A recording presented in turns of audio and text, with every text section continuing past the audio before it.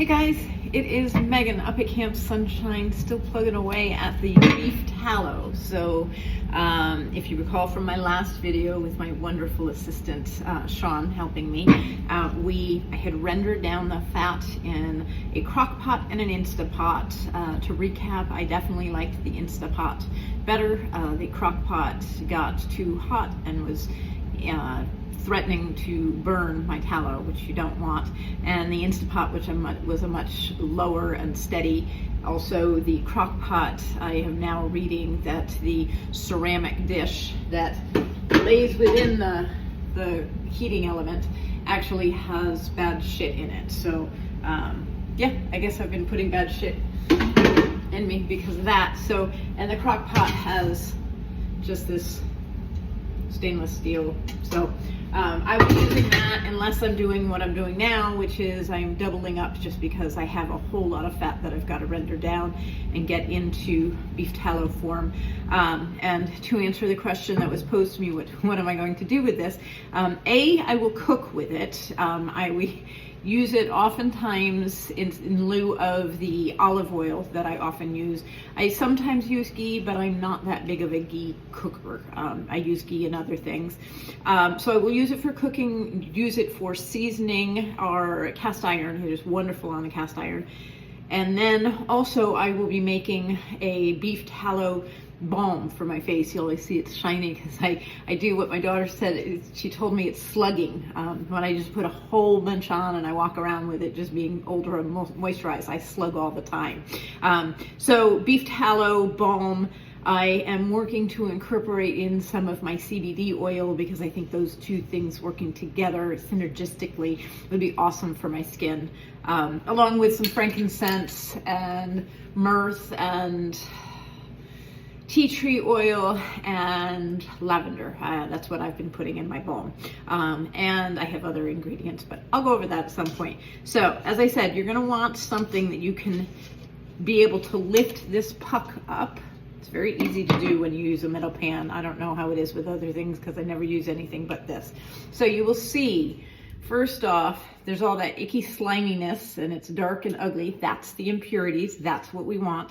And then also, this water is disgusting. So it's done its job. It's not done. What I am going to do now, oh, I wish I had more paper towels, is I'm going to wipe off / scrape off all of these impurities.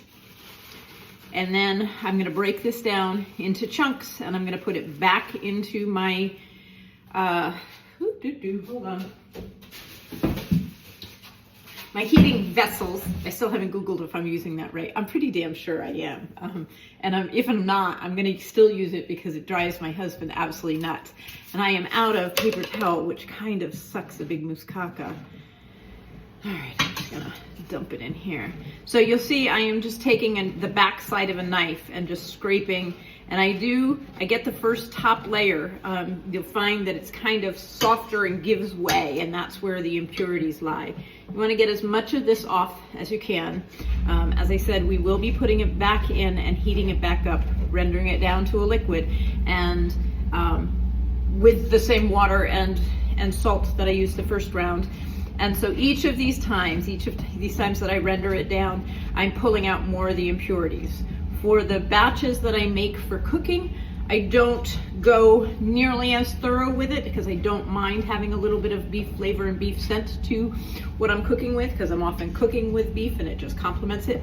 But for my beef tallow, I will repeat this process up to 10 times, just depending on how it's going and how it smells. If, once the smell is gone and the impurities, it comes out completely beautifully white, then I'm done and I start making my balms.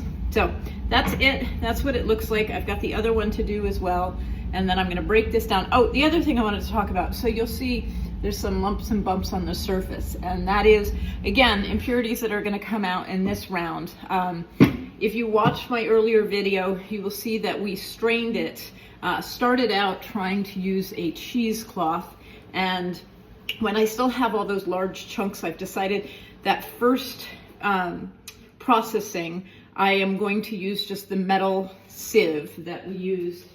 This is not the one we used, it's a much smaller version, but we used something like this. And then I just took a spatula and I pushed the fat down into it. So there's a lot of stuff that definitely went through this. But cleaning out the, what do you call this? I just said it and I can't even say it right now. The cheesecloth, there you go, is a pain in the ass. And so I am gonna do it with this for the first round, and then going forward, we will be cheeseclothing it because there won't be the big chunks of fat that haven't rendered down. So again, that is what I'm looking to get rid of in this next round. Hope everybody's having a fantastic day, and I'll be back to show you the success on whatever else I get up to. Bye guys.